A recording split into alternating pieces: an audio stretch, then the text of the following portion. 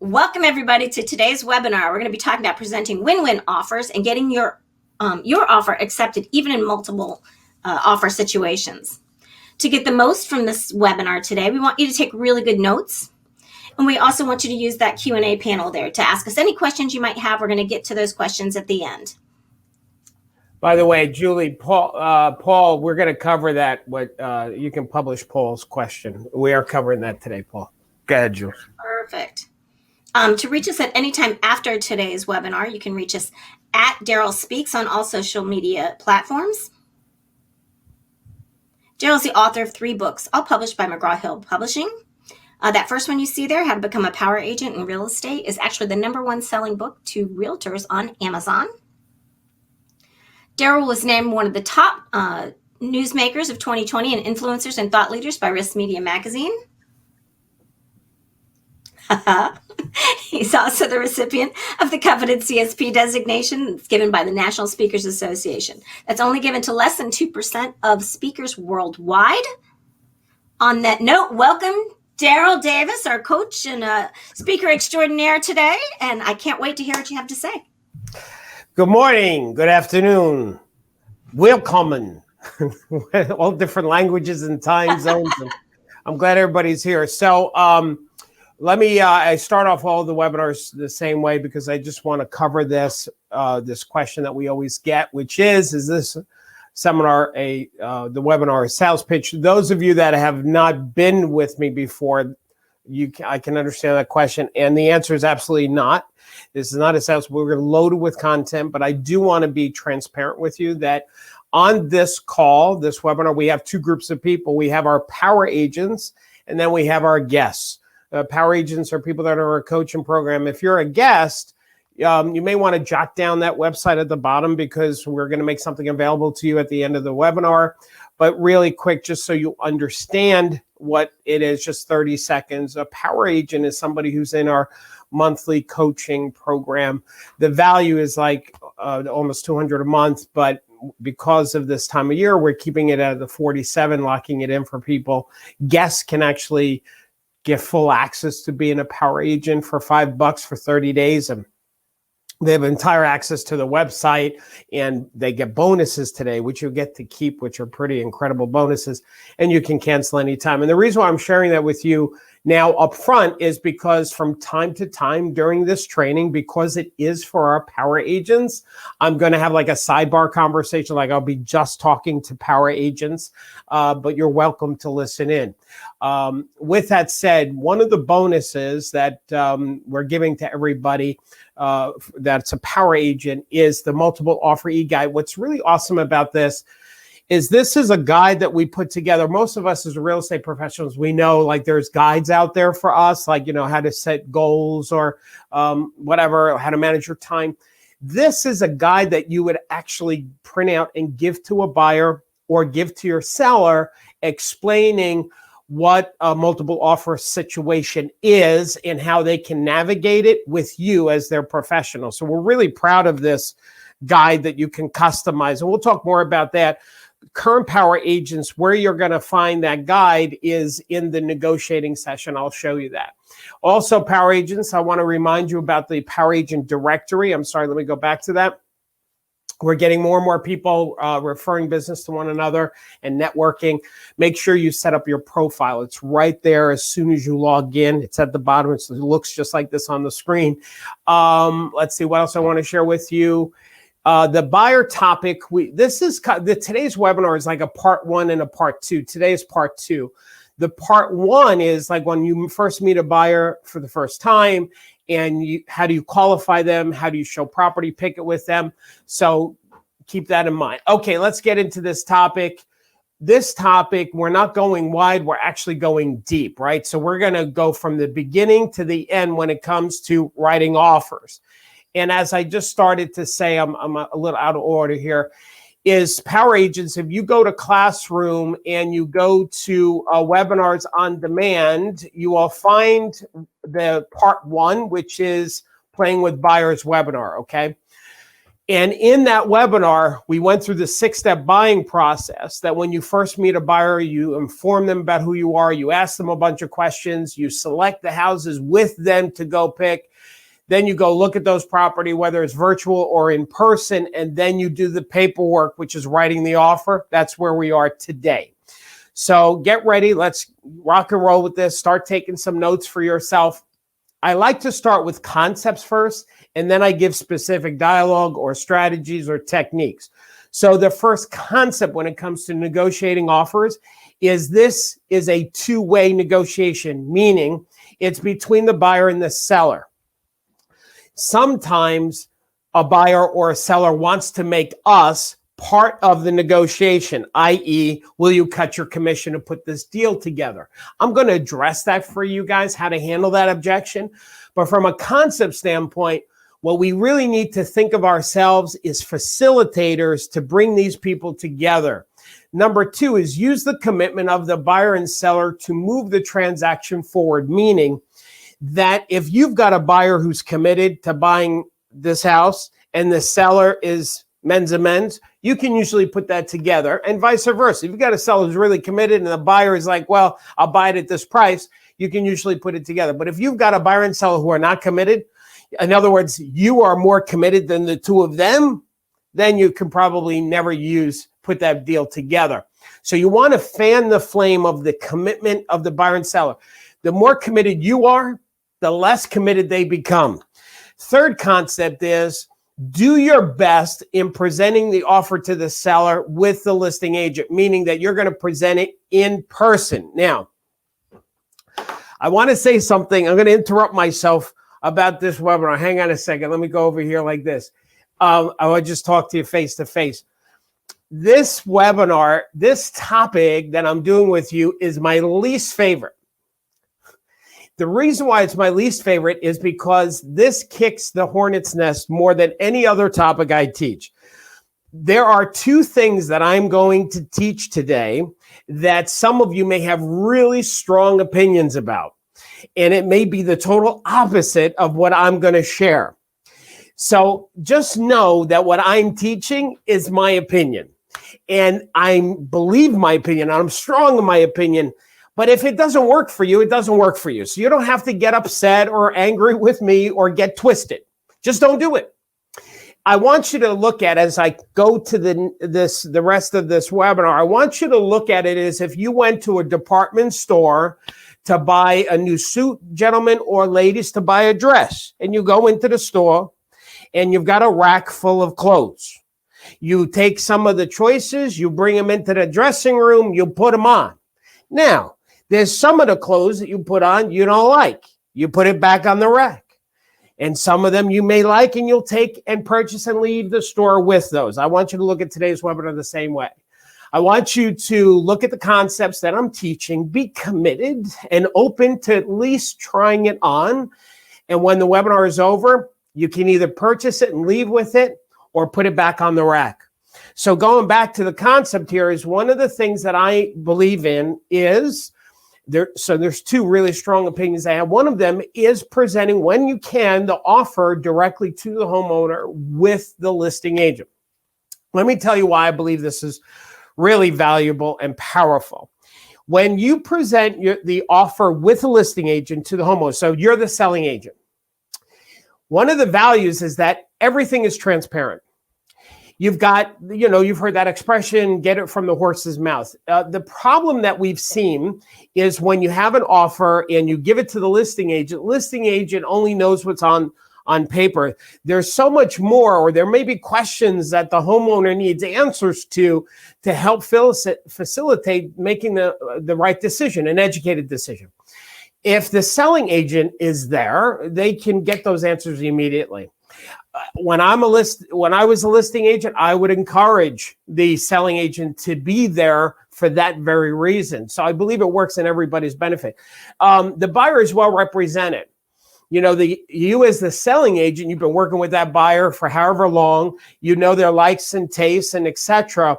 You can do the best possible job to represent them beyond the printed numbers that are on the paper. It's better for the seller. and for the listing agent, which I basically just said.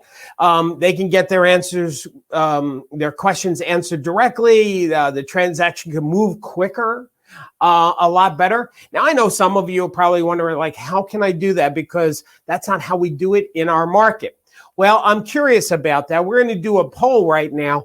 I'm curious. We're going to launch this poll. Sarah's going to launch it, which is when it comes to presenting, when you're the selling agent, and you write an offer for a buyer, do you go with the selling agent to present? I'm sorry, do you go with the listing agent to present the offer? So do me a favor, it's up on the screen right now. As a selling agent, do you sometimes, most of the time, present the offer to the homeowner with the listing agent or without? Like, you do it, but you're involved, right? So you're there face to face with the homeowner. So if you'll just pick yes or no and hit submit, I'm just curious to see. Julie, Sarah, are people, can you see if people are actually voting? Because I can't see on my screen. They are voting, yep. Okay, cool. And then when they're done voting, you would publish it, right? So, but we're going to give it another 10 seconds. When you feel like people are starting to not vote here, let me see if I should vote myself. I guess if I were to do that, we don't usually do the polls. And so I just voted. So Sarah is, can people see the poll now? Because I can't see the poll, but I'm the admin, right? If you go over to polls, yeah, here it is for everybody, but I don't know yet that you can see the responses. Okay. So if you'll publish after you vote. What's that? You can see the responses after you vote. Okay, so I can't, for some reason, I'm not seeing on my end. And so do you want me to tell you where we are so far? Yeah, just tell me. We can close the poll, but just tell me what the results are. Oh, she just closed it. Hold on. Close it. All right. I think that's because 76% said no, 23% said yes. Okay, great. Thank you very much. Mm-hmm. Wow. So there's a lot of people that aren't doing that. Well, I feel like it's so great. I feel like you made it here just in the nick of time. Okay, so I'm going to show you how you can do that, because I know some of you have that question on how to do that. Now, what I'm going to share with you is you've got to gauge for yourself like where you are in the comfort level to do this. So, for example, some of you're going to like put the dress back on the rack at the store. You don't even want to do it. Some of you can ask nicely. One of our Charles Mayone, he's one of the top 5 agents for Douglas Elliman in the Valley Stream Market area, actually in the entire company. And he does. Every time he has an offer, he'll ask the listing agent, "Can I?" And sometimes the listing agent says, "Absolutely not." Sometimes it says, "Yeah, we can do that." But he at least tries and asks. Some of you may ask with more conviction, like, "Let's make this happen. It's better for everybody concerned." Don't take no for an answer. And then, of course, they start making calls and stirring stuff up. So you got to determine where your comfort level is and how strong you want to be with this. Let me tell you something, gang. It would be so easy for me to not teach this. And hey, listen, don't present the offer yourself. Just give it to the listing agent. But listen to me. The reason why I'm teaching this is because you and I both know something to be true. And what you and I both know to be true is that when we are on the selling side, by the way, for those of you who don't know me, I'm a big listing agent guy. Like, I focus on FSBOs, expired, building inventory. That's what I love to do. That's what I love to teach. But when it comes to the buyer side, you and I both know that when we take an offer and we give it to the listing agent and we're not now involved in the presentation of it, it's a real disadvantage to you as the selling agent. It's a disadvantage to the buyers. It's a disadvantage to the homeowner because there isn't that clarity. There's all these challenges. I believe it's better when everybody's sitting at the table, we get it presented, even especially in multiple offers. So, but you decide how aggressive that you want to be with asking this. I'm going to show you some strategies on how you can, for those of you that decide you want to. First of all, it's very likely that your MLS states that the selling agent has the right to be present to present the offer with the listing agent. Here's an example of our MLS that I pulled up. but it's pretty common for most of it. First of all, the selling agent is not required to disclose the purchaser's name, the terms, the price, anything to the listing agent just because the listing agent asks. So it has to be presented. They reveal that when it's actually presented. The cooperating broker has the right to participate in the presentation to the seller. Now, in some cases, they'll say, well, the homeowner checked off a box or they wrote a letter saying that they don't want to hear offers. You just want to say, well, there's a new offer. I understand that they wrote that now, or they wrote that before, but now is a new scenario because I'm involved. I have an offer. So let's get it just confirmed that they know that I have this offer in writing and they're choosing to hear it or not hear it, right? Here's another thing that's been added to NAR and added to a lot of MLS is about getting proof that the offer has actually been presented. I know that's been a challenge for some of us on the selling side is we write an offer and we don't even know if the listing agent actually presented it because maybe they favored another offer, which I don't have to tell you how wrong that is on so many levels. So anyway, your MLS probably states somewhere that you have some rights in presenting the offer to the homeowner. Second thing is what a lot of my students will do that really makes the difference is you actually make you presenting the offer to the homeowner as part of the terms of the offer. So now, regardless of whatever's been checked or written or stated before, if you add to the offer that this offer is contingent on you presenting it face-to-face to the homeowner, now the listing agent has to allow that. Now, keep something in mind what I said. Some of you, this might be too aggressive. You don't want to do that. Some agents could get offended by it. That could happen. You have to decide in your business model, how do you want to approach this? I'm just giving you options. I do know it's better for everybody if everybody's sitting together and the offer gets presented. Conceptually, it's the best way to do it. If the listing agent insists on not letting you present it, then just get a statement from the homeowner saying, all right, well, just to cover our tushies and because we have this offer and we don't want any of us to get in trouble, if you're insisting I can't present it, then let's just get a letter of writing from the homeowner. They're aware that I have an offer and they're choosing not to hear it. So I doubt a homeowner is going to do that. They're going to want to hear the offer.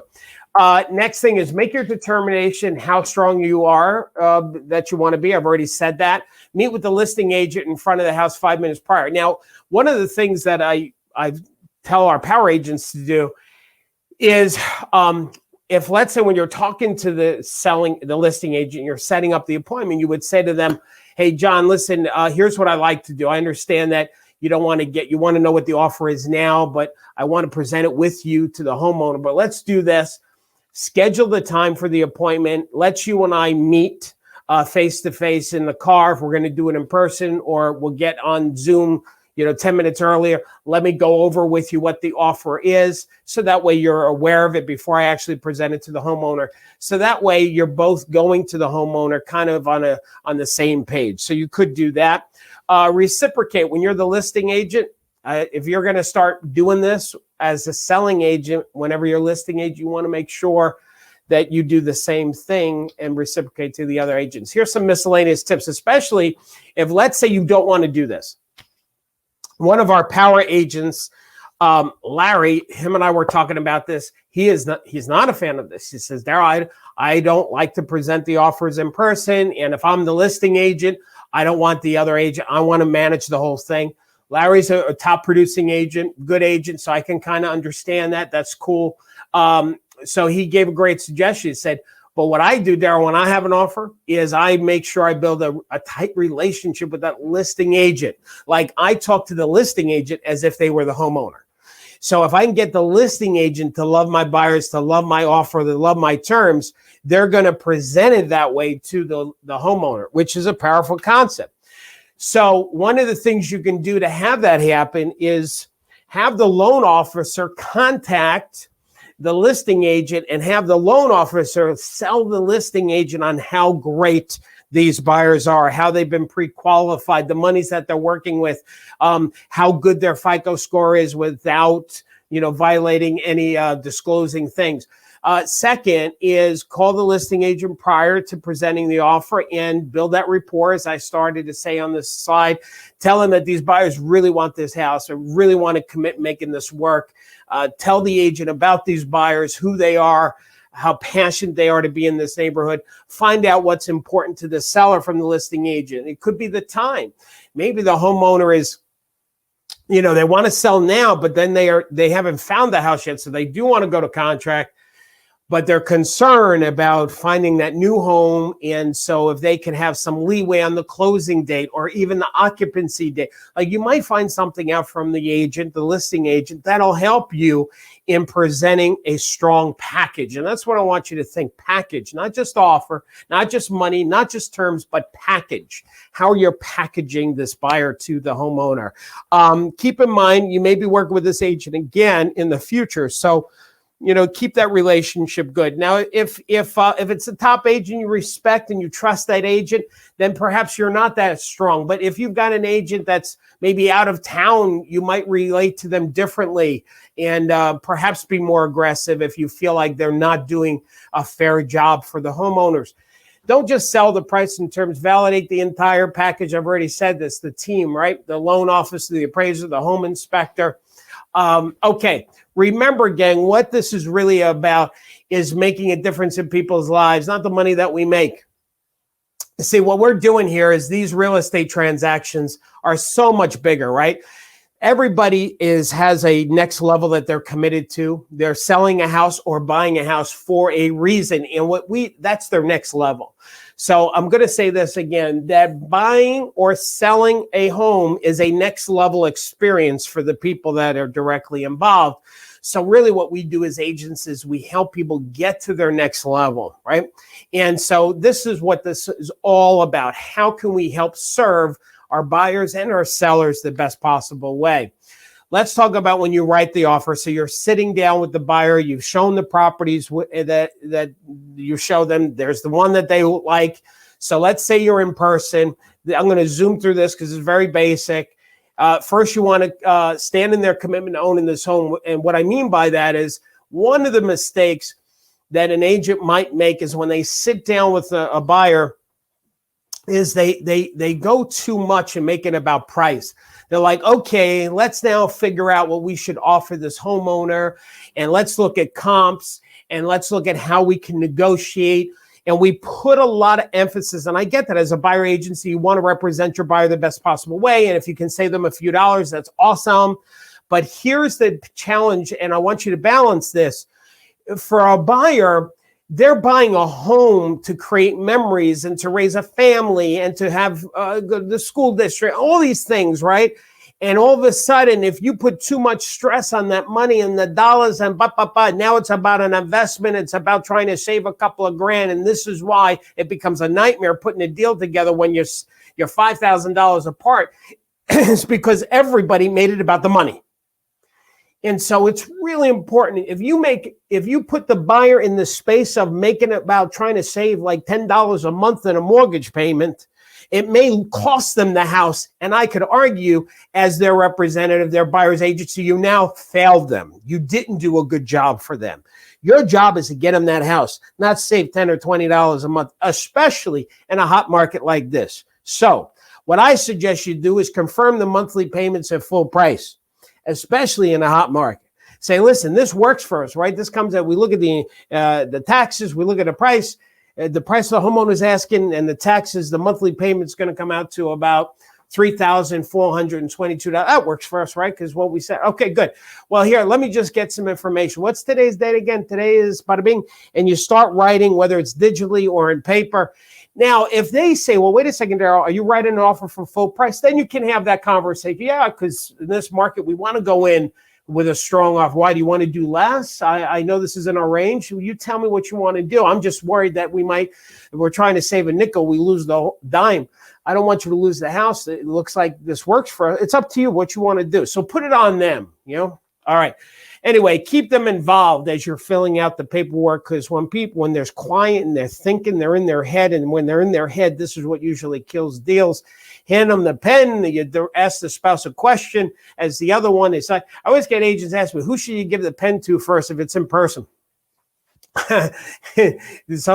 There's always conversation. Well, it's the wife that makes the decisions, or no, it's the man because the money. Like go back up. You should give the pen to the person who is most excited about buying the house. That's the person you give it to.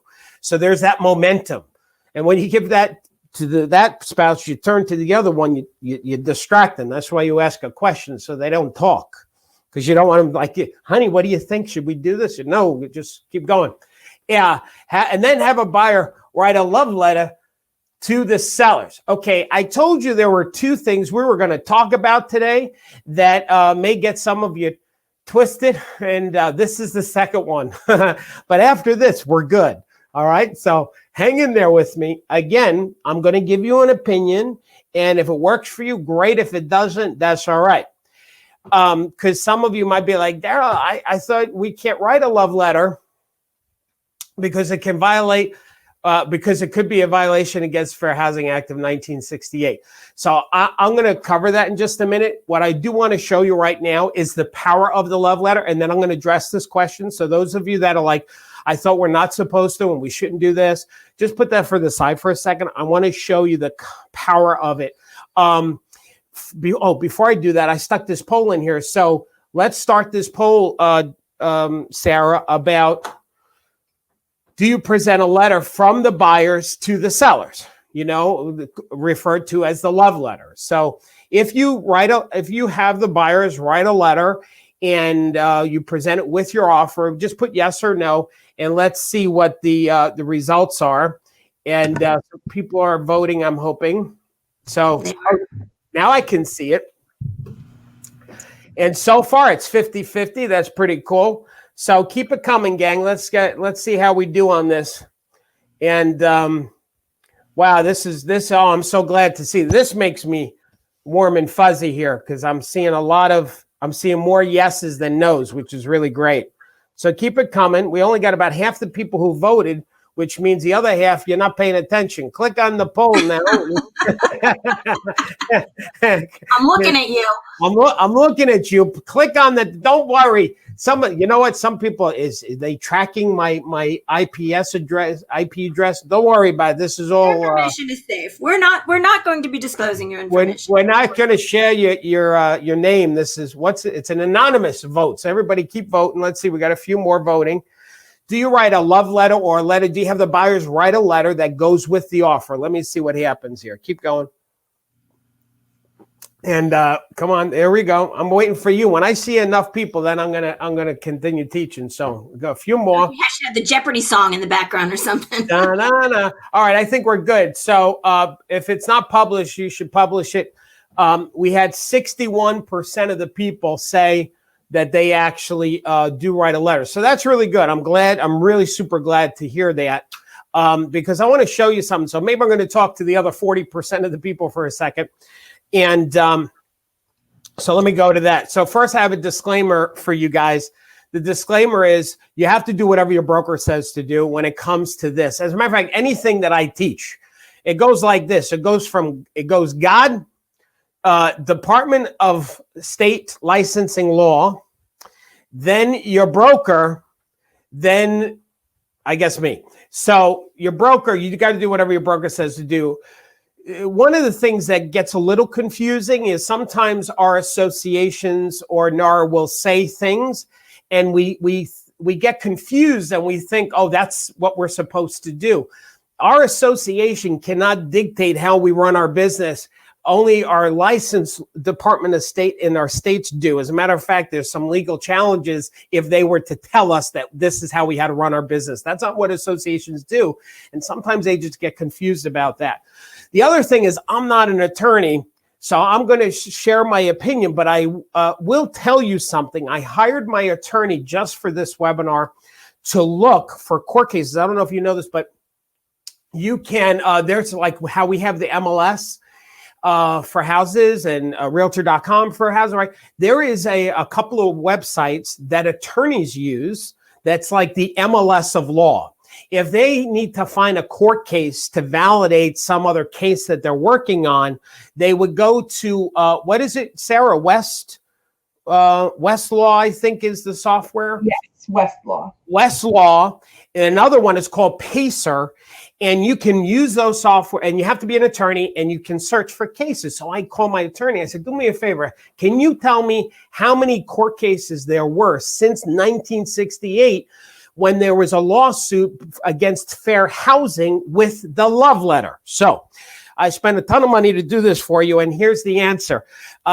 The answer is 0. That's how many court cases. Now, for some reason, there's been a lot of ado about nothing here on this, saying that it's bad. I'm going to show you. I just found this in October this year, 2020. You'll notice it says buyer love letters. This is NAR, Fair Housing Legal Update. You see it in the upper right-hand corner, Legal Update. It says, buyer love letters are tactics used by some buyers in an attempt to stand out to a seller, especially in hot markets with low inventory, bidding wars. Seemingly harmless, these letters actually raise fair housing concerns and could open real estate professionals and their clients to fair housing violation. Now, what I find is really interesting is there's all people getting twisted about these letters when there's not been one lawsuit about it. Even this update here doesn't reference that there's been any cases. It just says there could be. Well, okay, it doesn't even make sense to not do this, because in this market, if you have an agent who has a love letter from the buyer to the seller versus that agent has a better chance and that buyer has a better chance of getting their offer accepted. One of our power agents just posted this November 24th. I'm sharing this post. I read on the Facebook group. It was touching that I wanted to share it with all of you as a reminder of how we all make a difference in people's lives. Okay, I'm emotional, so I thought I'd share it.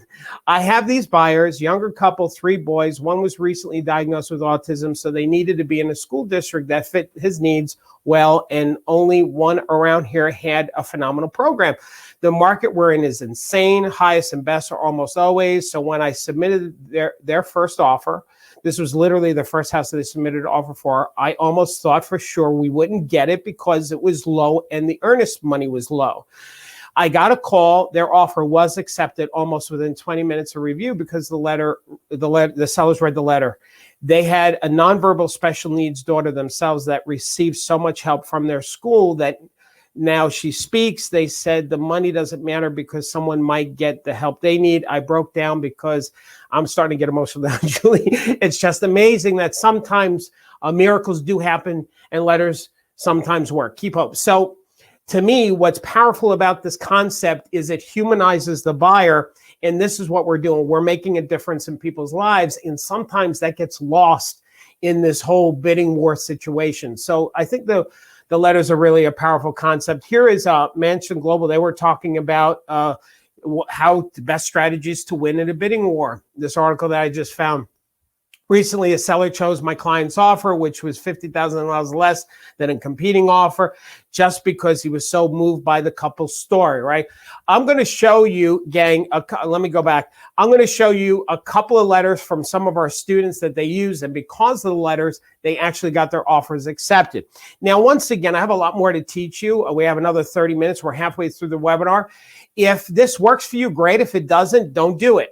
But I know that it does work, and there seems to be 0 court cases to date on this. So, dear Mr. and Mrs. DeWare, as we present this offer, we'd like to thank you for considering us as buyers for your home. We have looked at many houses, but none of them had the same feelings yours has. Along with meeting our needs as a large family, your home is filled with the love of 27 years. We all had the sensation we were being hugged when we walked in. The children, who obviously don't understand the process of negotiations, have chosen their bedrooms. We have, of course, kept our friends and family. We have, of course, told friends and family about your home, and they're keeping us all in their prayers. For this reason, we feel confident that we can reach an agreement that everyone is comfortable with. No matter what the outcome is, we're grateful to have been considered to possibly be the next family to be raised in the warmth of your home. Powerful stuff. Here's this one letter. The asking price was $215,000. This goes back a few years. Long Island, New York. The homeowner had already rejected $210,000. The listing agent told that to the selling agent. Listen, don't even bother coming below $210,000 because they already rejected that. Dear Mrs. O'Keefe, my children, I visited your house yesterday. We're very impressed with the home. I'm a recent widow, wanted a home that my children would love and make our transition to New York an easier process. I hope we'll be able to negotiate the sale as we get settled as soon as possible. Maureen Sweeney, the homeowners accepted $198,000.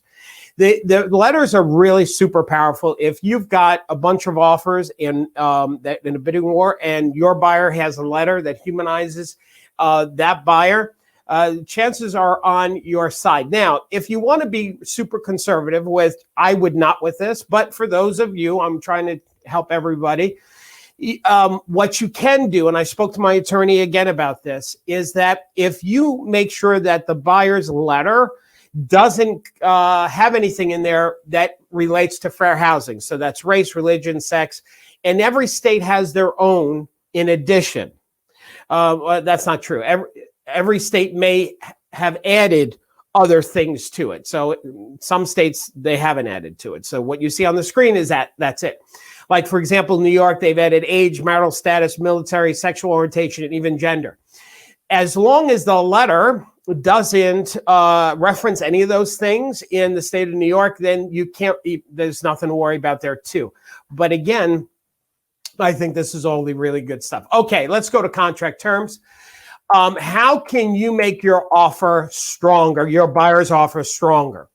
One is get a large deposit to strengthen it. So whatever it is in your market, whatever the norm is, if let's say it's 1% or 5%, get the buyers to come in at 7%, 10%. So just don't think about the price, but think about the whole package as I referenced before. Also, if your standard contracts in your states don't have an expiration time on that offer, make sure you add that. So that way it creates a sense of urgency. NAR's Code of Ethics Standard Practice 1-6 says all counter offers must be presented, or all offers and counter offers must be presented quickly. Okay, so we got to make sure it's done. There's a reason for that. We don't want to lose these buyers. Remove the contingency for them to sell their house if that is the case, that they have a house to sell. Add that the purchaser agrees to list their home for sale with you. So if the buyers if they do have a house to sell, by the way, gang, this is a fire hose. I know I'm giving you a lot. If they have a house to sell, when you're sitting with the buyer and you're writing the offer, you may want to say to the buyers, listen, this is going to be a bone of contention for the sellers. They're going to want to make sure that this house is going to sell because it could impact them. I'm going to tell them you're going to list your house with me. I'm going to put that as part of the terms, so that'll put their mind at ease that I'm managing both the purchase for you and the sale of your other home, and that'll make this offer stronger. So you can actually turn this sale into getting a listing at the same time. One of the things that we know can really sabotage your deal is the engineer inspection. So what you can do is you can package it like, well, the buyers are going to look for just major defects. So they're essentially buying it as is, and a major defect would be defined in this offer that where any one item, if it costs more than $1,000 to fix that one item, then there has to be a renegotiation on that. So you can actually do that to help manage the engineer inspection. Consider offers with quirky numbers. That sometimes works. There's a psychology actually behind it. So instead of offering, 345, maybe you offer 345, 255. It just makes it stand out, makes it look as if the buyers have actually given a lot of thought to it. If the buyer will cover the seller's legal fees, 1905 sounds a lot better than actually 1850. It's the reverse concept of when we've heard this expression about, okay, well, instead of something being 400, we do 399.9. It's the reverse. That 1905 sounds like a lot more money than 1850. Pay the seller if the mortgage approval is denied. So if the contract is subject to a mortgage commitment or mortgage approval, and the buyers have a pre-commitment letter and all that other stuff, but this little thing could sweeten the pot. Say, listen, we're so confident they're going to get the mortgage. Like, this is a done deal. If they don't, the buyers agree that you can keep the deposit, or they'll pay you $5,000 or $2,000 or something like that. That's an odd thing to offer, but it says something really powerful about the buyer's qualifications and their commitment to closing on this deal. Add an acceleration clause, meaning that if, while we're in contract, if another honest buyer comes to want to buy the house at a price, that this buyer will pay that price plus an extra $5,000 above that buyer's price. So that's another thing. It's a little costly, obviously, but that's an option too. Let the seller stay in the house for an additional 30 or 60 days if that's important. Add that the buyer will make 2 mortgage applications, one to their lender and one to the listing agent's lender. I really love this one because it actually makes the listing agent feel more confident about your buyers because they have loan off. Every listing agent, they're always concerned because they know that pre-commitment letter could be worthless. The listing agent knows this. They're in the business with you, right?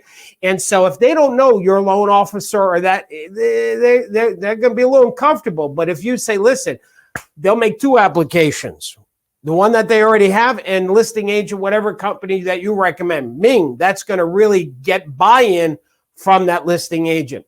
Okay, preparing to present the offer. Here we go. Julie, how we doing? We're awesome. Okay, good. All right, here we go. It's just a lot. It's a lot of material. It's a lot. Listen, we've got some great comments too.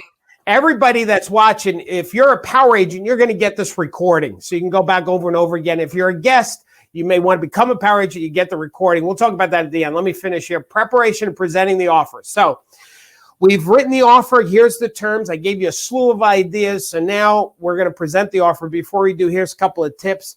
Before you finish with the buyers, when you're writing the offer, address potential buyer remorse that they might have, right?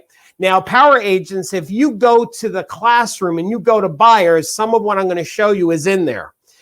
One of the things that we created for you is this Loanopoly to show and explain to the buyers that where you are on the board, and they should carry this. Maybe they should hang it up at their house or their apartment, where they're living right now, saying, listen, we have a lot of steps. We just wrote the offer, but we still have a lot of steps to go here until we move in. So you can see where we are on the board.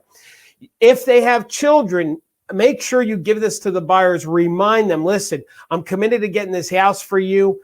But it's not just for you, it's for the kids. This is a study that was done from Duke University, Fannie Mae, American Psychology Association, that kids actually do better in math grades and English reading and graduation and going to college when they live in a home that's owned. You guys are renting right now, so we're not just buying the house for you, we're buying it for your kids. So let's hang in there. I'm going to do my best to get this house for you. These are all to help the buyer deal with buyer remorse after they leave you and they wrote this offer.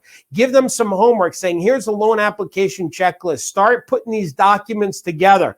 If, gosh forbid, that this house didn't even work out, you're still going to need to put this together. So start putting it together now. This is all homework that you want to do, right? Okay, let's go on to the, next thing is in this tab. And if you're a guest, I'm going to tell you how you get this. Power agents, in the negotiating tab, there is the e-guide, the multiple offer negotiation e-guide. Make sure you give this to the buyer. Now, these e-guides, you'll see that first page there on the left. It says your logo. You can customize it and drop your contact information. There's some really good content in there to give to your buyers, so to help deal with this buyer remorse and the whole process. Okay. Next thing is, number 2 is call the listing agent, set up your face-to-face presentation, whether it's Zoom or in person. Number 3, ask the listing agent, if you haven't done this already, find out find out as much as you can about the homeowner's situation, so that way you're prepared to present this offer. Now, let's go through the 8-step process and how to present the offer face-to-face to the homeowner. Again, for some of you won't be able to do this. You're going to give it to the listing agent and you're going to pray that they're going to do the job as best for you as possible. Some of you'll be able to do this. You'll present the offer. Here's the process and how to do it. And this is all from the negotiating tab. So let's go 8-step process. Step 1 is, the first thing you should do is acknowledge that listing agent in front of the homeowner. So before you say anything, you will go like this: Mr. and Mrs. Hana, before I get started, I just want to acknowledge a very great decision you made. When you hired John to be your listing agent, you picked one of the best agents in the marketplace to help you. And this is why I'm even here with an offer, because he's a well-respected agent. He does an incredible job. And John, by the way, it is truly an honor to work with you. So in other words, you acknowledge that listing agent. Now, if you do that at the very beginning, you're going to have the rest of the 7 steps are going to be a lot easier. You're going to now explain your job to the homeowner, because they may look at you as the adversary that you're going to try and talk them down in price. You want to explain that really, as the selling agent, your job is to manage the buyer side of the transaction, and John manages the selling side. As a matter of fact, John and you have the same commitment, which is to help that homeowner meet their goals and get the property sold. As a matter of fact, according to NAR and our code of ethics, that my job still, even though I'm representing and managing the buyer side of the transaction, I still have to be fair and operate with a high level of integrity when I speak with you, Mrs. and Mr. Hanahana. So you want to break down that barrier. Now, as far as your goals, if you don't mind, if you can share with me, just so I can make sure we're on the same page, where you folks are moving to, why there. Let me go back. You want to try and hear what's important to the homeowner, so that way when you present the offer, you can focus on those main points based on what they're committed to, where they're moving to, what their time frame is, and what's important to them, right? If you can, if they say, yeah, we want to get down to Florida by, February, say, boy, I feel like we made it here just in the nick of time. If you can say that, that creates a little sense of urgency. You want to humanize the buyer, share specifics about the buyers and their background, and you've been working with them for a while. You want to also share with the homeowner that they've been looking at other properties. Now, the homeowners know that this is a hot market, depending on where you are. Some of the cities, they've seen a little cooling off because of the pandemic and people moving out of the cities, but most parts of the country really hot. You want to show the homeowner, like your MLS, you print out that list of all the homes that are for sale in the market. You want to make sure and say to the homeowner, listen, these buyers, of all the houses that they picked yours. So I know you've gotten a lot of good activity, and that's because John has done a fabulous job in marketing and promoting your house. So they really liked your house of them all. So you're humanizing the buyers, and at this point is when you'll read the letter. You'll say, as a matter of fact, they asked me if I would share this letter with you, Mr. and Mrs. Hanan, and you read the letter. Once you read that letter, I'm going to tell you that whole conversation is going to be totally different. It's going to shift dramatically.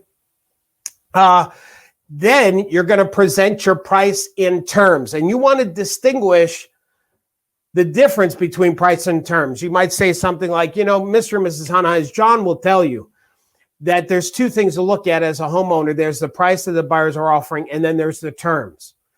And sometimes a lot of people focus on just the price. But as John agree with me, if you think so, is that the terms are as important, if not maybe even more. Meaning that if, let's say, the buyers were going to offer you $100,000 more than what you were asking, but they were only putting down 1%. They had a bad FICO score. They just lost their job. They want you to hold money. Like John and I would tell you, you're never going to make it to closing because the terms are bad. So what I like to share with you is the terms about these buyers first.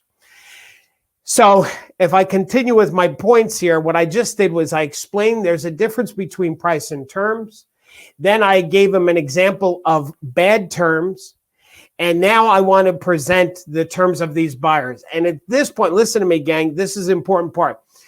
Once you distinguish how important terms are, where it's almost even more important than the price, is now you're going to really push on the terms. All of those terms that we talked about earlier, whether it was a large deposit, their pre-commitment letter, they're going to do 2 loan applications, closing date, you can stay in the house, they're buying as is, they're only looking for major things.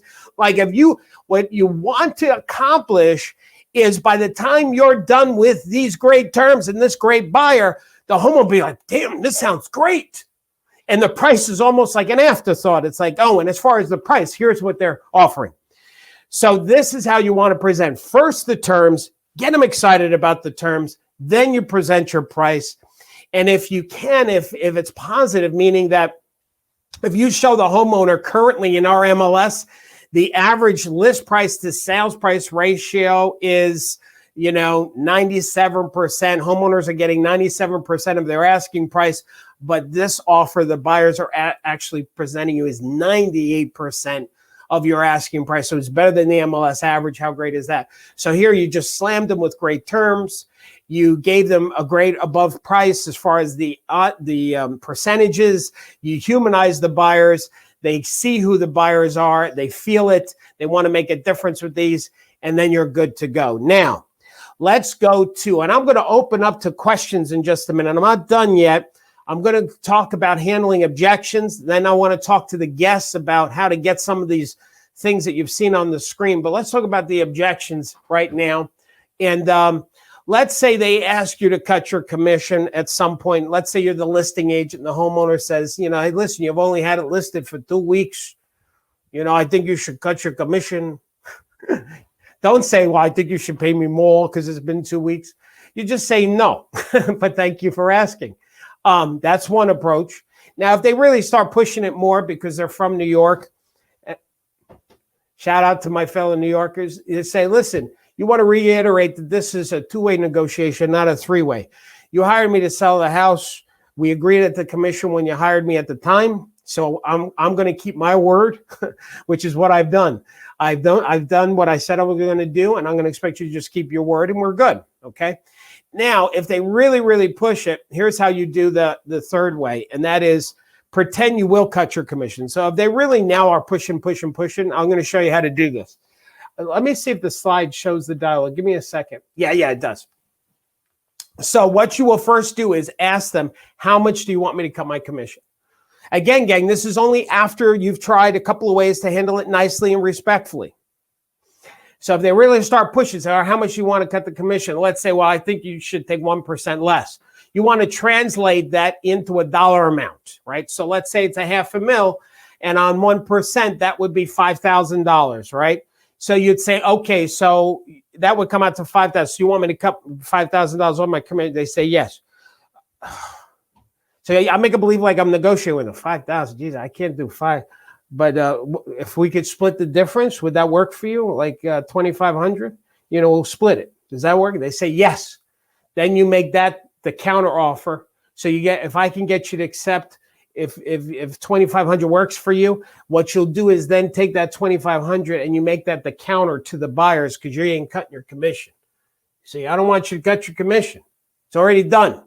Some homeowners, they just want to feel like they won and they took something from the agent. So if you've got that type of person, go through the process, make believe you're going to cut, negotiate with them, get that number down as much as possible, and you get them to agree.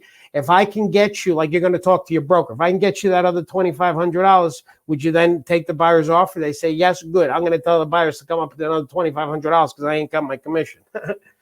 And that usually works pretty good. We'll counter at whatever. So let me go over give me 1 second here. You're not going to get some of these objections. So let me just cut through this and give you this bottom line is when the negotiating dance works like this, where when how sometimes you feel like you meet in the middle of a number, it could be like you're $5,000 apart. What you want to do when you're talking to the seller or talking to the buyer, you want to do well, if I could get you this, or if you had to go to this, like it's a if I could, would you type concept, right? Where if the seller is asking 500 and the buyer offers 450, I'm just making numbers up, and you feel like 475 is going to be that number everybody agrees to. When I talk to the buyer, say, listen, I don't know if they're going to accept this 450, but listen, if we had to go to 485, is that a possibility? They go, no, I'm not going 485, not 485, but in their mind, they'll say, well, maybe I'll do 475. And then the same thing with the seller. When the seller counters, you try and get that number down as a what if. Well, if we had to go to this lower number, is that possible? No, my counter is this number. But anyway, that's how the negotiating dance works, is you kind of do what if scenarios in between the two people. And my last favorite one here is the offer is too low, which we're not going to get in this market. But listen, Mr. Miss Hunt, would you buy your house back for whatever they're rejecting? And they're probably going to say no because they want to sell the house. Well, because right now your house is sold. Here it is, it's sold. By you not accepting this offer, it's almost like you just bought your own house back for this amount. So it's up to you. I wouldn't do that if I was the selling agent, but if I were the listing agent coaching my seller, that's how I would do that. All right, now I have a gift for everybody that is a guest. Now, everybody, power agents, stay on the call here too, because I want to coach you. I want you to ask questions. I want you to start thinking about questions. For those of you that are guests, same thing, ask questions, but I want to make something available to everybody on the call that is a guest. As I said, our coaching program, the Power Program, is right now it's locking in. People are locking in at this $47 monthly price, but they're kicking the tires for $5, and you have complete access. There isn't tiers, so you'll be a full-fledged power agent for the next 30 days, which means you'll be able to participate in the weekly coaching calls that we have every Monday. Those calls are at 11 o'clock. They go for about an hour and a half to 12:30. We record the calls. We post them on the website for you, but they're live, and you can actually get that. You can have a conversation with you and talk. One of our power agents, Deborah, she said she loves the calls. It kind of sets the tone for the whole week. That's why we chose Monday. They're pretty motivational, and also we Zoom them. So it's not just a phone call, but you can actually see me talking and coaching you. It's a lot of fun. We put it into the Facebook group. There are webinars on demand. We have dozens and dozens of topics like this one where we've recorded those, and we put them on the portal for power agents to watch through with a copy of the slides. There is the Facebook group, which is really quite awesome. The participation and brainstorming we're really proud of what's happened there. The dedicated Power Agent website, there are hundreds of forms, flyers, and checklists. When you go to the website and you click on Classroom, that's where the magic is. Then you go to this next page that has all of these topics that you might need help with in real estate. For example, playing with buyers, negotiating offers, time management, listing appointment, prospecting. So let's say you go to the farming and self-promotion tab. When you click on there, you will see the checklist, the letters, the flyers, the newsletters, and all of this stuff is customizable. You can put your contact information in. We added this favorite feature, because there's so many forms, flyers, and checklists on the website, we added this little star. If you like that and you want to go back to it, you favorite, and puts it into your own folder. When you log into your account, you have your favorite folder. We have an incredible search function where if you were to type in, let's say, the word FSBO, it'll pull from the website anything related to FSBO, whether it's the dialogue, whether it's a webinar, whether it's advertising, flyers, that kind of stuff. Denise, this is a recent power agent, just joined. She's only been a power agent for a week, and she's already a better agent. We just love that kind of testimonial. So some people say, really, is it only $47 a month and $5 for the first 30? And there's no long-term contract. You can cancel any time. This is perhaps one of the best investments in real estate. Now, one of the bonuses we're giving everybody is the e-guide. So if you sign up, you're going to get this. Also this phone inquiry, which we did yesterday. So you're going to get that. But anyway, here's the bonuses. There is the listing appointment that you're going to get as part of this. It's a 103 PowerPoint slide that you can use on listing appointments, plus an hour training on how to deliver a listing appointment, especially to a for sale by owner, because that was my strength. You'll learn how to list 4 out of 6 appointments you go on with FSBOs, which is really high. Also, the multiple offer negotiating guide, you're going to get that as part of the bonuses. All of this you get to keep. Technically, you could just sign up for $5, get all this stuff, and then cancel. But if you're a new agent, we have this guide for you to help you. Like, what should you be focusing on as a new agent in your first 90 days?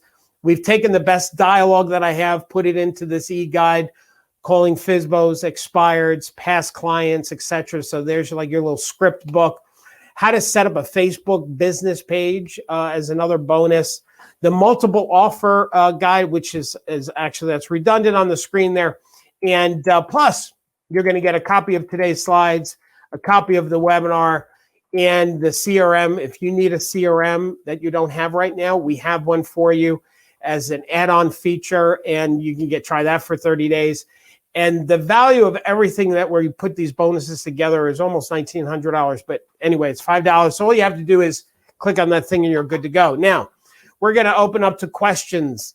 And so, Julie, I'm going to let you ask the question. So right now, if you have a question about what we covered today on presenting offers in a multiple offer situation, please write it now. If you have a question about the Power Program, let us know what that is too. We'll answer it. If you're a current Power agent and you want to share with us what you love about the program, we love to read those. So any Power agents, please share your comments. And I think that's it. So what do we got, Julie? I just wanted to say too, we just put up yesterday on the site the virtual buyer presentation. So we don't have that on your slides, but that just went up into the classroom yesterday under the buyer tab. Well, let me go over to that. So if I go to classroom, gang, right now, for those of you that are looking at this, I'm actually in the website live.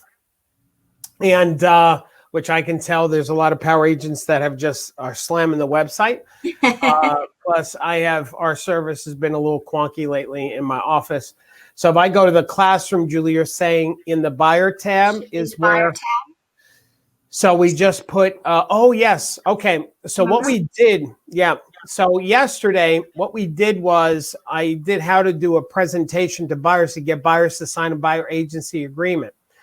So we added to the site under presentation, it should be, right?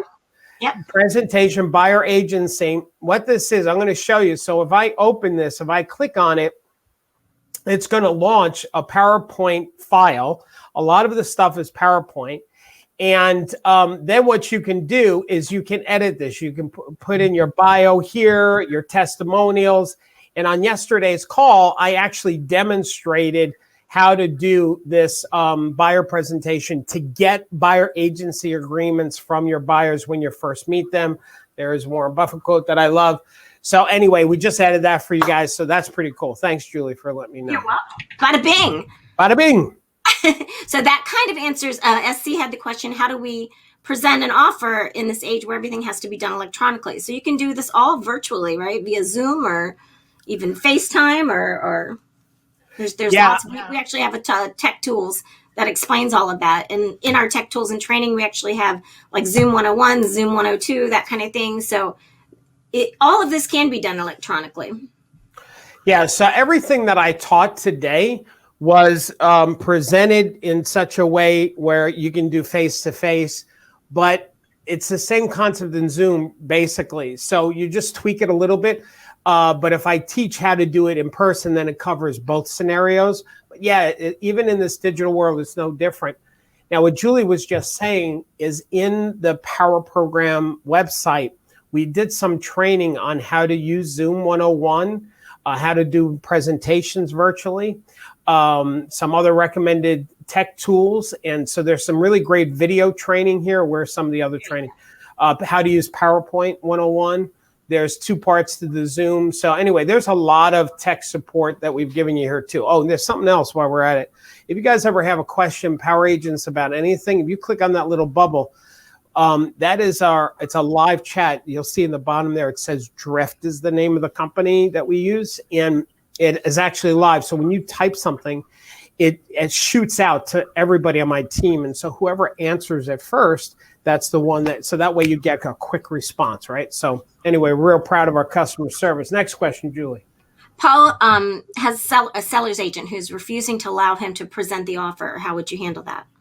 Yeah, so here's the, okay. So it's a listing agent that is refusing to. The listing agent is refusing to allow the buyer's agent to present the offer. All right. So first of all, if you're a Power agent Monday, like we can talk in more detail one-on-one because Julie's just reading your question. If you're on the call Monday, you and I can talk and work out some of the details. So I'm going to give a blanket answer.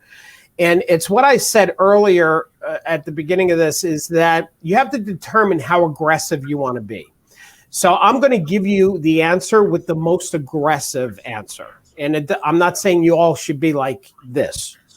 But if a listing agent is refusing to let you present your offer, and your offer says that it's subject to you presenting the offer to the homeowner, the listing agent is breaking the law and they can lose their license. So you may want to tell them that. Me personally, I might even go to the homeowner and say, listen, I can't present the offers direct because of our MLS rules, but I have an offer and your listing agent is not letting that happen. So if you can contact them and let them know, I'll wait. Here's my phone number. They should call me and we can set up an appointment. Now, is that going to tick off the agent? Yes, it is. I told you, you got to determine how aggressive you want to be. But I will tell you this. I had a great reputation in my market as an agent. Don't mess with me. And when I'm on the listing side, I'm the best person that you want to work with because I'll get your offer accepted. So I was both sides. Like, I had a lot of respect from my colleagues because I operated with integrity. I operated with a commitment to putting deals together for both the buyer and seller, and that was the end of it. So anyway. I love Next it. question, Julie. Joseph asks, our association doesn't let us advertise an exclusive listing if we don't put it on the MLS. Is that okay? So Joseph, I don't. So I'm not an attorney.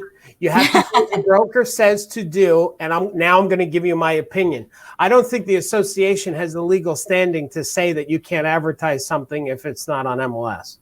I think the MLS would be breaking the law if they tried to challenge that. So, if you challenge them on that, nothing's probably going to happen. So, but you should check it. But that's my opinion. All right, next question. Brian, who is our superpower agent from last month, said he's won multiple presentations with a heartfelt letter, including his own. Thanks, Brian, for sharing that. Brian, thank you. I'm telling you, gang, the letter is awesome. And by the way, here's the other reason why I'm a fan of you when you are a selling agent presenting your own offer. If you have the buyers write the letter and you give the offer and the letter to the listing agent, you can almost guarantee that letter is not going to be read to the homeowner for a bunch of reasons. And so that really kind of puts you and your buyer at a disadvantage. By the way, keep something in mind. I'm a listing agent, and I stand with listing agents. I'm not a buyer's agent kind of guy. I may sound like it for the webinar that I'm fighting for the buyers and buyer's agent because I believe this is the best way to do it, but I also believe it's the best thing for the homeowner. So I believe listing agents should let the selling agents present their own offers. This is a good thing to do, and anyway. Go on, Julie. Next question. Should you review the letter prior to making sure that there's no appearance of a fair housing violation? If you want to be conservative, I don't want to get lost in the weeds on this. I want to say about the Fair Housing Violation. The law for Fair Housing Act was in 1968. I've been teaching buyer letters for the past 35 years. So from 68 to now, there's been 0 lawsuits. Recently, there have been some politics about this letter all of a sudden that people are getting twisted like it's going to happen. It hasn't happened all this time. There is no violation with fair and this. Anyway, but if you want to be conservative and you are concerned that you would be the first person out of 1.4 million realtors in all these years that might get sued, yes, you could do that. You could review the letter, or you can tell the buyer, here is a list of things not to include in the letter.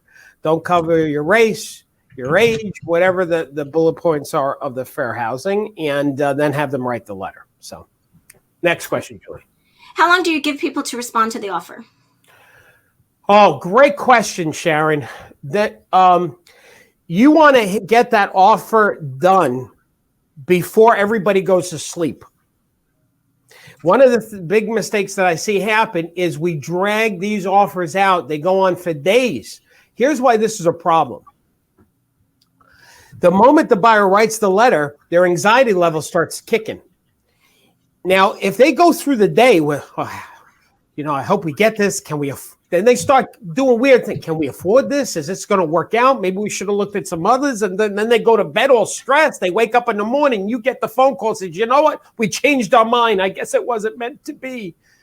My point here is the moment you got to think like an ER, emergency room, intensive care. The moment the offer gets written, You got to work. Everybody's got to work. Get this offer presented before the buyers put their head on the pillow that night. And if not, it hurts the homeowner and they may lose out on a good buyer. So that's my opinion.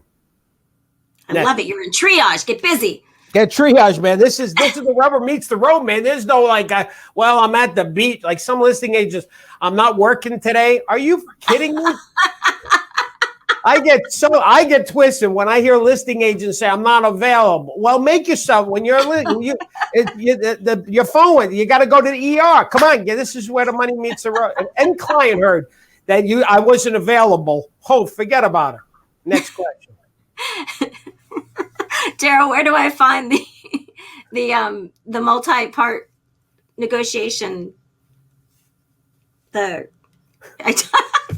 I'm laughing so hard. Where did we get? Are you having a stroke in the middle of the webinar right now? You're killing me over here. All right, well, you got to start that over again. Where do they download the multi-offer negotiation guide for the home buyers and sellers? It's in the buyer tab. Yeah, it's in the buyer tab. I'm going to show it while you're going to get ready and compose yourself for the next question. If you go to the buyer tab, you're going to find the multiple offer e-guide. It's all alphabetical, this website. So classroom, buyer, e-guide, there it is. Next question. Connor just wanted to tell you that you're the man. Thanks for being so helpful today. Awesome, Connor. Lenora, how can I make VHA and VA loans or FHA and VA loans more attractive? Just look at the other. Yeah, just look at the other terms, right? Like, look at what was my thing? Give me a second here, Julie. Just look at the other things that you can beef up on. I gave you all those bullets of thoughts and ideas. I don't know if something's wrong with my PowerPoint right now. Son of a gun. So, as far as the closing date, occupancy date, engineering inspection. So try and beef up the other terms and tell that to the buyer. Listen, our loan is not the most attractive, so we're going to have to come in with some other strong things to get this. Maybe they're going to have to offer an extra $5,000 more than what they would like to pay for this house because of the type of loan that they're going for. So just coach your buyers to beef up the terms, okay? What time are the calls on Monday? The calls are at 11 o'clock Eastern time. They go till 12:30. Perfect. Eugene said it was mentioned we couldn't use disability in a love letter, but one of the examples had an autistic child. Yeah, because I'm telling you, Eugene. Okay, let me Zero cases in 1968. Let me explain. I said that if you were one of the agents on this webinar that's twisted about fair housing and the love letter, and you think it could be a violation, okay, then write the letter and just take out anything that have the buyers write the letter and not include things that are fair housing discrimination things, their race, their disability, that kind of stuff. If you're that approach, my approach is I don't worry about it because there's never been a violation. There's never been a lawsuit. It's a much ado about nothing. I would put in the disability. I put their age, their family, everything. I would want the sellers to know who wants to buy their home because I know of 35 years of helping agents, this makes a difference because that seller, and some of my experienced agents on this call know what I'm talking about, is that a homeowner, they see that deed like a family tree. They know who the owners were before them and the owners before them, and if they can transfer this deed to another family that's going to love it and appreciate as much as they have, they're going to choose that buyer maybe over anybody else. So anyway. You got very New York there all of a sudden, my friend. Listen, I try to keep my composure. I think I did okay today. You did very well. All right. Rob wants to know, what wording do you recommend putting in the contract to present to the owner with the listing agent? I'm not sure I follow that. Yeah, so Robert, maybe you want to, I'm reading the question, Julie. It says, what wording, by the way, I have an echo. either from you, Julie, or from Sarah. What wording do you recommend putting in the contract to present to the owner with the listing agent? Robert, I think you're missing some of your question there because it's not clear. So if you can just redo that question. All right, go ahead, Julie. Julie, you there? You're muted now. I shouldn't be. Did you mute me? No, you're good. Go ahead. Now I can hear you. Okay. Another Rob asks, is it better handwritten or typed, meaning the love letter? I think it's better handwritten unless they have really messy handwriting. Yeah. I think handwritten looks more authentic. And I'm going to tell you, you know what? I haven't taught this for years. Listen, everybody that's still with us on the call. You know the other powerful thing about this love letter? Oh, watch this. When the buyer, Julie, can you mute yourself? Because I can hear me coming through. When the buyer writes the letter, they're also validating and selling themselves why they want this house. They're emotionally recommitting to this house. Now, if you have an unusual situation where the seller, I'm making a joke, an unusual situation, the seller doesn't accept the offer and they counter, that letter may actually help the buyer come up an extra few $1,000s more because they sold themselves on the owning this house. Powerful. This, I'm telling you again, this letter is, you got multiple offers. This is like the secret sauce in getting offers accepted, truly. All right, Julie, come back. Wonderful. Dave said in Colorado, he's never heard of a buyer agent presenting offers to sellers. We'll check it with his broker, but he wants to start a new trend. Yes, Dave. Now, let me say to Dave that if this is a new thing, you've never heard this before, and any agent that has the chutzpah to do this, you are going to get some pushback. So just embrace that, because whenever there's something new, people push back on it. It makes sense. If you believe, Dave, in your heart that this is better for the buyers and for the seller to hear from the horse's mouth, put everything on the table together. We're all in the same room together, whether it's virtually or in person, and we work it out. We hammer it out. We put a deal together. If you believe that that's the way to do it, like I do, then just be prepared to work through the pushback that you might get, because, again, people like to stay stuck in what's they always have done in the past. All right, next question, Julie. That's right. Steve asks, any tips for getting the seller agent to respond to my buyer's offer timely? I write offers with response needed in either 24 or 48 hours. I've had a few agents tell me they are trying to get an answer or that they're presenting the next day, which is after the timeline. So yeah, you need to respond. Yeah. So what you need to do, again, this is, remember, one of my slides was your how strong do you want to be? So you have to determine who the agent is. Like, there's some agents I know on Long Island, I trust the agents. So if they tell me, listen, I'm trying, Darryl, I'm going to let it go. But if there's another agent, I don't know if they're that strong of an agent, they don't have a good track record, they're from out of town, and I don't know who they are, then those people I'm going to say, listen, if you don't get this thing accepted, the thing's going to expire in 3 hours. I need you to call me back in 2 hours. Otherwise, I got to make a call to the homeowner myself. Oh, you can't do that. Yes, I can, because when push comes to shove, I'm going to make sure that you're doing your job. Like, I'm going to get aggressive if I feel like I'm being bamboozled. That's how I roll. So, and I worry about the rest later. Okay, next question. In Power Agents, you're going to get a copy of these slides, which I think is really important for you to review before you really jump in, especially these new things. If these ideas, these strategies are new to you, you're really going to want to kind of dive in, listen to this webinar again, and look at these, because I think that gauge slide is really important. You know, how aggressive you want to be. You know, it depends on your style, but, you know, that's a growth thing too. So maybe if you've never been aggressive at all, it's time to move that meter a little bit, right? Exactly. So, and here's the other thing too, Power Agents, is that, you know, this is why every Monday you have access to me. You know, you see the webinar, you're texting your question and Julie's answer. But on Monday, like, you can talk to me. We can hash through it. So, Darryl, I tried presenting the offer and I got this happening and this is what they said. And I'll ask you some questions. Well, you know, we'll spend a few minutes on it. So the Monday calls. Next question, Julie. Sudesh has got he's got kind of a situation going on. So Sudesh, my suggestion to you is to shoot us an email, like I said, but also put your questions in the Facebook group, because I love how supportive our Facebook group is. You put a question, what's going on with you there, and everybody kind of jumps in. Okay, and I see Robert's question. Okay, Robert, the question that he has, I'm having a problem with my PowerPoint. So are you still there, Julie? I am. Can you hear me?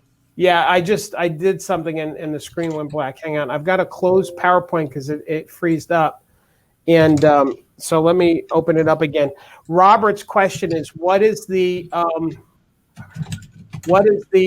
verbiage for the contingency? Hang on, Robert. I just locked up again. So here's, I'm trying to get to it. I don't know if you can see it. It just says that this offer is subject to, here we go. This offer is contingent on blank presenting this agreement directly to the seller. That's all you have to do, Robert, is just say, and you would call the agent. This is how the dialogue will go. Let's say you're the listing agent, Robert. I'd say, hey, Robert, this is Darryl Davis. How you doing? Good. Listen, remember I set up an appointment to show your house at 1010, Yeah. Well, listen, good news. I got an offer. Oh, great. What is it? Well, Robert, it's a little unusual from what we're used to because I've been working with these buyers for a while and and they really are committed buying this house. And by the way, they're great buyers at good terms. I feel very confident about this, but they made the offer contingent on me presenting it with you face-to-face with the homeowner. So I'm calling to set up a time where you and I can present the offer together. We just got to make sure we do it before 10 o'clock tonight because the offer expires at 10 o'clock. So could you set that up for us sometime between now and before 10? Well, Darryl, that's not how we do it. And then if they push back, Robert, they can say, well, it doesn't matter what you think or what you say. This is what it is. Legally, you can't not present the offer, and the offer is subject to me presenting. Like, there's no way you can't. The only way this will not happen is if the homeowner writes a letter saying that they know Darryl has an offer and they're choosing not to hear it with their signature, and get me that by 10 o'clock. So anyway, Robert, you got to determine how strong you want to get, but that's the process on how to do it. Next question. Well, that's kind of what Larry was talking about too, right? In that you're if you're working with everybody and you're making everybody part of a team, then that conversation goes a little easier, right? Yeah. I mean, you're going to have some agents that it's going to be tough, because, whatever, and you just got to work through it. So Brian says it's hardest the first time. When it works, it becomes your standard operating procedure. You're absolutely right, Brian. I love Brian saying that. This is if you're not used to doing what I taught you today, yeah, it is going to be hard the first time. But man, when you see the magic of it, forget about it. You're gonna be so happy. You're not going to do it any other way. Any other way. Laura says, we put in an offer full price and paying closing costs. It was still rejected, but the house is still in HARs active. Should I reach out to the listing agent and see why the house is still active if they had accepted an offer already 3 days ago? Wow, Laura, I've got to tell you something. That really concerns me, right? So I'm assuming that you did not present the offer, that you gave it to the listing agent. And that really concerns me, that if you presented a full price offer and they didn't accept it, well, let me tell you something, Laura. Again, I'm not an attorney, but here's how it works in MLS. If I'm a listing agent and I say to a selling agent, here's the list price, bring me a buyer who's ready, willing, and able, and I'll pay you 3%, 2%, whatever. Well, you've earned your commission, Laura. Legally, that listing agent owes you a commission because you brought a full price offer and paying the seller's closing costs. It's done. You see, what a lot of us don't realize, perhaps, is we earn our brokerage fee before contract. The moment we bring a buyer who's ready, willing, and able, we have now earned our fee. And now what we do is we defer our payment until closing. But legally, we are a service industry. We have already performed our duty. So I'm concerned that your offer even got presented. So here's what I would do is I would go back to my buyers. I would rewrite the offer and offer another $5 above the, so that way the offer is different. I'm Right. joking about the $5, but the offer should be a little different somewhere. And call the listing agent, but this time have the offer subject to you presenting it in person. Put a deadline that happens like in the next 24 hours, whatever time you want to put in, next 10 hours, and call the listing agent. Now push the listing agent. Don't ask the listing agent, why is it still for sale? Write a new offer and present it face to face to the homeowner. And if the listing agent gives you guff, I would get aggressive because something doesn't smell right there. Next question, Julie. Exactly. Brian just said seller must accept, reject, or counter. So absolutely. Yep. Good, Brian. And I think that's it. All right. Listen, gang, if you're a guest, do yourself a favor.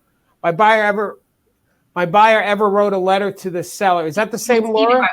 Yes. She said her buyer wrote a letter for the seller. So yeah, Laura, I don't trust that. I'm sorry to say it. I do not trust that your offer got presented.